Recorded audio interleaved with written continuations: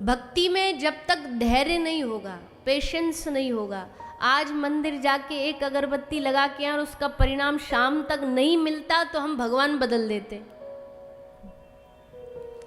मंत्र बदल देते हैं। बोले हम तो सुबह अगरबत्ती लगा के आए थे, शाम तक तो खुशखबरी आई नहीं।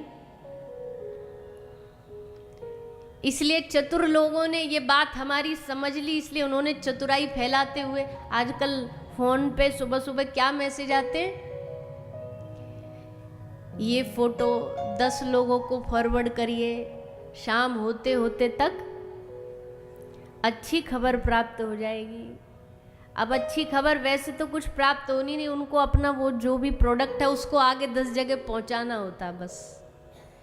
उनको पता है कि ये जो संसार के लोग हैं यही चाहते हैं कि शाम होते होते तक कोई खबर आ जाए, हम 3 बजे कथा में जाएं और 6 बजे जब कथा में वापस घर पहुंचे तो घर में अलग ही खबर मिले हमें, जो हमारे सब दुख तकलीफ है सब पोटली में बंद के सब घर से बाहर निकल गए। ऐसे नहीं होता। इस भक्ति मार्ग में धैर्य रखना पड़ता है, प्रतीक्षा रखनी पड़ती है।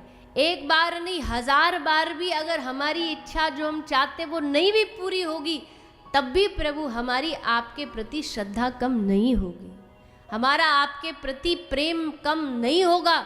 चाहे आप हमारी कितनी भी परीक्षाएं ले लीजिए, चाहे आप हमारे ऊपर कितने भी कष्ट दे दीजिए, पर हमारी श्रद्धा आपसे कम नहीं होगी। हमें विश्वास है, हमें भरोसा है कि एक ना एक दिन आपकी कथा सुनते सुनते हमारे हृदय में आपके प्रति प्रेम अवश्य जागेगा। इसी को कहते सबूरी, धैर्य। भक्ति में धैर्य रखना चाहिए। भगवान की परीक्षा नहीं, भगवान की प्रतीक्षा करनी चाहिए। आजकल लोग भगवान की परीक्षा ज्यादा करते हैं। भगवान कोई परीक्षा का विषय है? पहाड़ पे चढ़ के आदमी बोलता है संत को कि महाराज मैं, आप कहते हो भगवान बचा लेता है, जाको राखे साइया, मैं कूद के देखूं भगवान बचा लेगा, परीक्षा लूं? संत ने कहा रे मूर्ख, तेरा अधिकार नहीं है परीक्षा लेने का कि वो भगवान है या नहीं है। उस भगवान का अधिकार है परीक्षा लेने का कि तू इंसान है कि नहीं। तो उनकी क्या परीक्षा लेगा? वो परीक्षा ले सकता है कि तू इंसान है कि नहीं है, तू मानव जैसा है कि नहीं है। इसलिए भगवान की परीक्षा नहीं, भगवान की प्रतीक्षा करो, उनकी कृपा की प्रतीक्षा करो। भगवान की कृपा एक ऐसा पदार्थ है जो जीवन में सबके ऊपर है। ऐसा कोई नहीं है इस दुनिया में जिसके ऊपर भगवान की कृपा नहीं हो, चाहे कोई कितने भी दुख में पड़ा हो। लेकिन उसके बाद भी ये नहीं कह सकता कि मुझ पे भगवान की कृपा नहीं। जीवन के कुछ हिस्से होंगे जो अच्छे नहीं होंगे, पर इसका मतलब ये नहीं है कि उस पर भगवान की कृपा नहीं है। बोलना, चलना, खाना, पीना, देख पाना, सुन पाना, क्या ये कृपा नहीं है? आज हमारी एक किडनी फेल हो जाए और आप किसी से कहो, डॉक्टर से कहो कि इसका ट्रांसप्लांट, हार्ट ट्रांसप्लांट करना है, कितने पैसे लगेंगे? कोई डॉक्टर हॉस्पिटल वाला बैठा है? एक हार्ट बदलवा के दिखाओ। कोई बेचारा मध्यम वर्गीय परिवार का हो तो घर बेचना पड़ जाए, दुकान बेचनी पड़ जाए। एक हार्ट बदलने का, एक लिवर बदलने का, एक किडनी बदलने का लाखों लाखों करोड़ों करोड़ों का खर्चा आ जाता है। पर ये सारे बॉडी ऑर्गन भगवान ने जन्म के साथ हमें एकदम सेट करके भेजे, फिट करके भेजे, फ्री ऑफ कॉस्ट, एक भी रुपया लिए बगैर। पहली कृपा तो भगवान की यही सबसे बड़ी हम पर हो गई कि उन्होंने संसार में भेजा तो वो भी मनुष्य बना के भेजा। तो इसलिए भगवान की परीक्षा नहीं लेनी है, बल्कि वो हमारी परीक्षा ले तो उस परीक्षा में पास होना है। बोले भगवान परीक्षा लेते हैं? बोले हाँ, अनेकों बार लेते हैं। भगवान की परीक्षा क्या है? भगवान की परीक्षा ये, राह चलता कोई कोढ़ी, कोई दरिद्र, कोई गरीब सड़क पे भूखा प्यासा पड़ा हो, अब ये भगवान की परीक्षा, वो देख रहे हैं कि वहां देखे ऐसे मुंह सुकोड़ के आगे बढ़ गया या वहां रुका और उसके मदद के लिए इसने हाथ आगे बढ़ाए। अगर ये कर दिया तो परीक्षा में पास।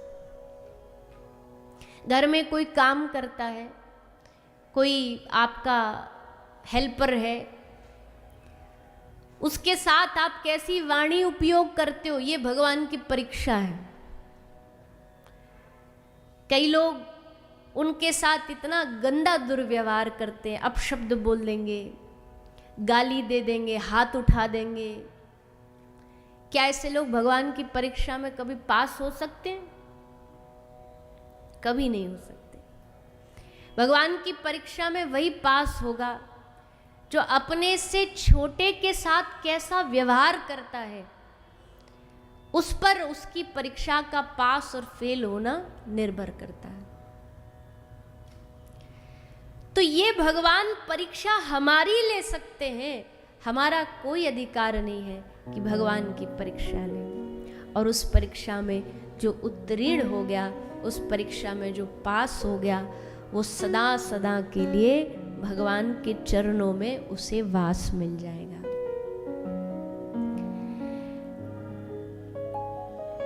श्री दादू दयाल जी एक बहुत अद्भुत संत हुए भारतवर्ष के। श्री दादू दयाल बड़े नामनिष्ठ साधु थे, उन्होंने बड़ा नाम भजा। उनका ये एक दोहा है कि ज्ञान घटे नर मूढ़ की संगत, बुद्धि घटे चित्त विष भरमाए।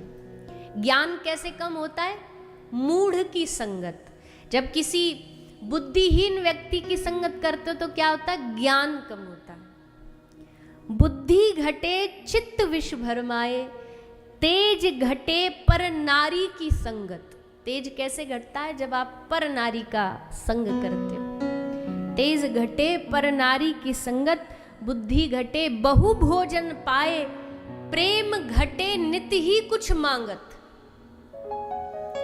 अब रोज पड़ोसी के घर एक कटोरी लेके चीनी मांगने चले जाओ, एक दिन खोलेगा दरवाजा, दूसरे दिन खोलेगा, तीसरे चौथे दिन से पता भैया अब ये कुछ मांगने ही आया होगा। तो देख के ही वो दरवाजे में एक छोटा सा नहीं होता वो होल, उसमें बाहर से नहीं दिखता, अंदर से दिख जाता है। तो लोग लगाते ही इसलिए, किसके लिए दरवाजा खोलना है, किसके लिए नहीं खोलना, वो उससे डिसाइड हो जाता है। मांगने वाला आएगा देख के तो नहीं खोलेंगे, देने वाला आएगा तो आइए आइए आइए, स्वागत है, आइए आइए, पधारिए आपका। तो प्रेम घटे नित ही कुछ मांगत, मान घटे नित पर घर जाए। मान सम्मान कब घटता है? जब रोज किसी दूसरे घर जाके बैठ जाओ। पहले दिन जब जाओगे ना, मतलब हम तो ऐसे नहीं कह रहे कि हमारे साथ ऐसा होता है, सब प्यार ही देते हैं, पर कभी कभी ऐसा होता है कि जब पहले दिन जाते हैं, घर में आए हैं, मतलब कथा के लिए पहली एंट्री हुई है, पधारे हैं, आहा फूल बिछाए जाएंगे, माला पहनाई जाएंगी, आरती उतारी जाएंगी। अब दूसरी तीसरे बार किसी और कारण से जाओगे ना, तो सम्मान मन में तो उतना ही रहेगा, प्रेम तो उतना ही रहेगा, पर वो तामझाम कम हो जाएगा। अगर फिर तीसरे दिन पहुंच गए फिर और भी कम हो जाएगा, और रोज ही रोज पहुंच जाओगे तो फिर तो भैया फिर नहीं। तो प्रेम घटे नित ही कुछ मांगत, मान घटे नित पर घर जाए, दयाल कहे सुन रे मन मूरख। ये सारी चीज तो बता दी श्री दादू दयाल जी ने, और अंत में कहा कि दयाल कहे सुन रे मन मूरख, पाप घटे हरि के गुण गाए। जैसे बुद्धि घटी, ज्ञान घटा, वैसे पाप कैसे खत्म होंगे? हरि के गुण गाने से, भगवान की कथा गाने से, भगवान की कथा सुनने से, भगवान के नाम का जाप करने से। इससे पाप घटेगा, पाप घटेगा और भक्ति बढ़ेगी, और उसी भक्ति की वृद्धि के लिए